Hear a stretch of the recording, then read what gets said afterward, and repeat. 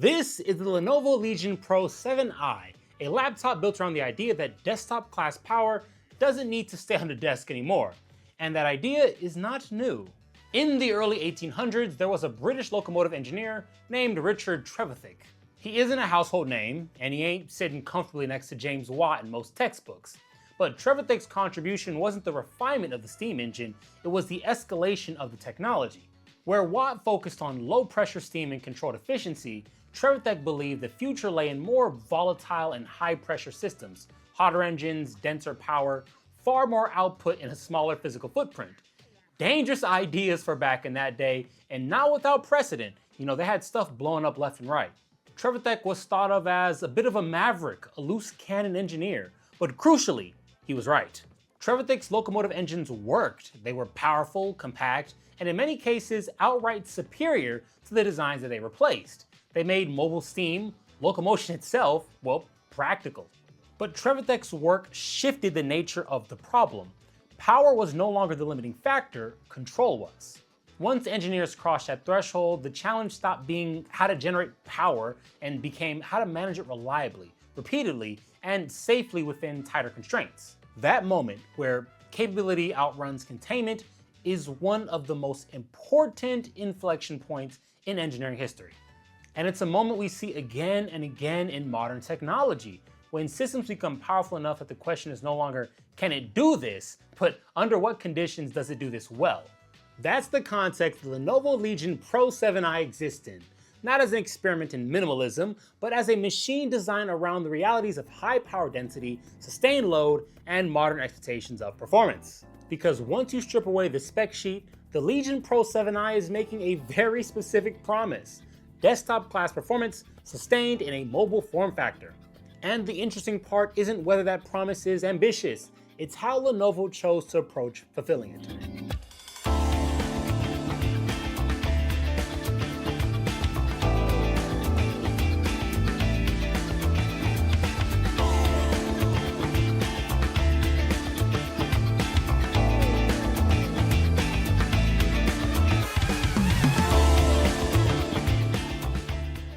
So disclosure time. Lenovo sent this laptop to me for review and testing. It's a loaner unit, so I will be returning it. Though with that said, they have been extra gracious to me with it. I fell sick during the holidays, I had to go to the hospital, and I was pretty much out for weeks. Then CES happened, and I of course got behind some more. Throughout everything, they've been quite kind and accommodating, so that's something I really want to highlight. Thank you, Lenovo. Now, on to the review.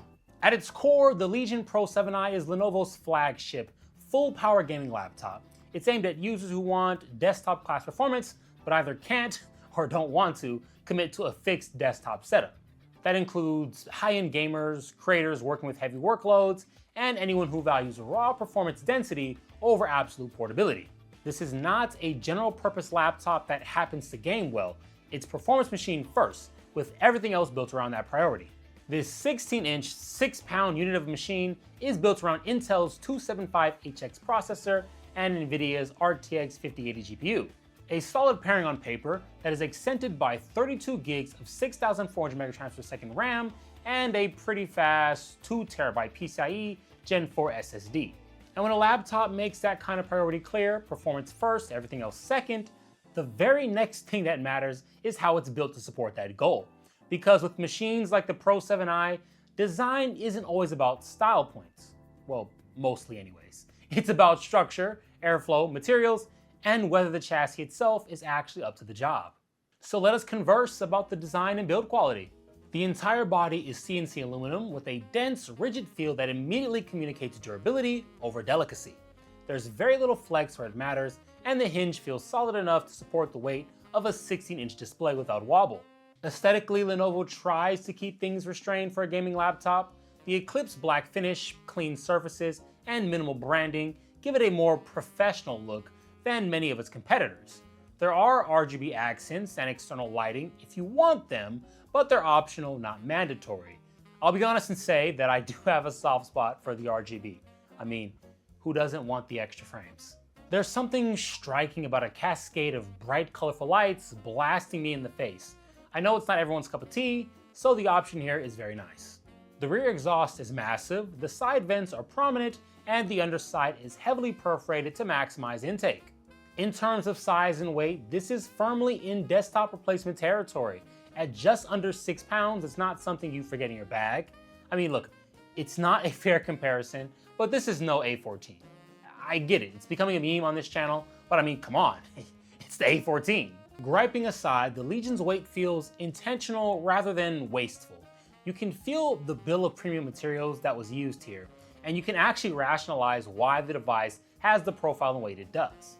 The laptop being almost 6 pounds does not upset me because from what I've tested and see, it makes a lot of sense that it came in at this dimension. The keyboard on the Legion is quite good. I don't think it's anything to write home about, but using it felt fine to me.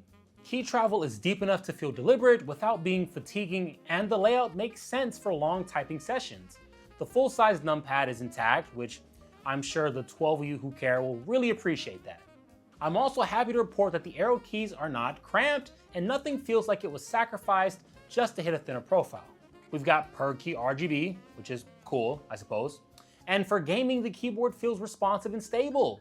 For productivity and writing, it doesn't feel like a compromise either. And this really comes down to the material used on the keys itself. You just want to have a nice plastic. I know it's minor, but that balance is really hard to pull off, more so than it sounds, and Lenovo generally does a pretty good job than most of their contemporaries. The trackpad is large, off-centered well enough, and smooth across the surface. It's not pretending to replace a mouse, and that's fine. For general navigation, editing, or a quick work away from desk, I find it reliable and quite consistent. Clicks are firm without being harsh, and palm rejection is solid, which matters on a machine this wide. Port selection on the Legion Pro 7i is exactly what you want from a desktop replacement laptop. Comprehensive and practical. You're getting multiple USB-A ports for legacy devices, high bandwidth USB-C, including Thunderbolt, full-size HDMI, Ethernet, and a dedicated charging port, all without forcing you into the dongle life. Just as important as what ports are included is where they're located. Lenovo spreads connections across the sides, which helps the cables keep out of the way when the laptop is docked on a desk. It's a small design choice, but one that reinforces how this machine is meant to be used. And speaking of utility, we'll be doing the gaming now, starting with Avatar: Frontiers of Pandora. This is one of the more demanding open world games you can throw at modern hardware. I've been keeping it in my suite due to it just being, one of those mandatory RT titles. A great stress test. I ran this at the high preset with DLSS set to quality and an output resolution of 1600p, and the performance results here are quite strong. In actual gameplay, we're averaging about 84 FPS with 1% lows around 70. That means that this isn't just a high average, it's also remarkably stable. Movement through the open world stays smooth, and even when the scene gets heavier, you're not falling off a cliff in the stuttery lows. VRAM usage is high, around 13 gigabytes, but that's still comfortably within the 16 gigabyte buffer, so we're not dealing with memory spillover or texture eviction problems. Bottom line, Avatar is a heavy game, but at these settings with DLSS quality, the Legion Pro 7i is running it at a legitimately smooth, high refresh rate experience. At least I would say so. Moving on to Palworld, at the same general class of settings, Palworld averages right around 110 frames per second with 1% lows landing at about 70 FPS. This game has seen a fair bit of updates and now even has a DX12 mode, so the overall profile is expanding and becoming more demanding. However, what's interesting is how efficiently the hardware is being used.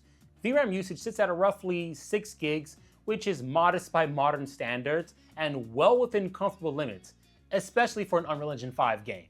On the CPU side, utilization stays relatively low, around 40%, but clock speeds remain high, often pushing into the upper 4.5 GHz range.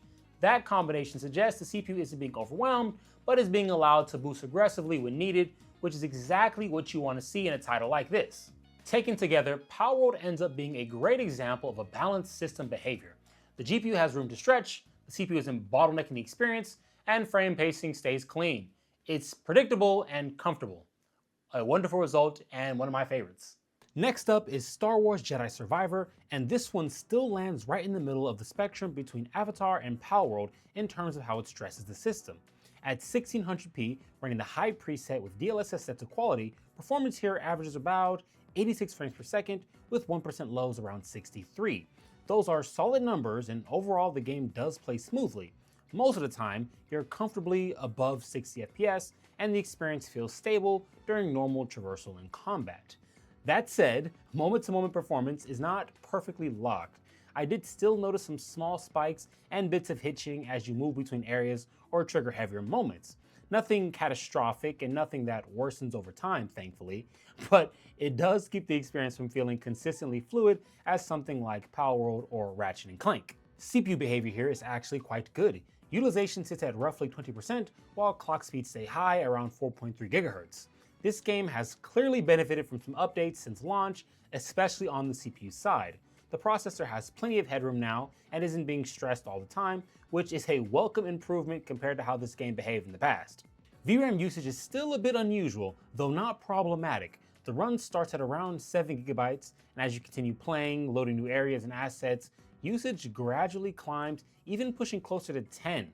Now, it's important to note that this increase is steady and controlled.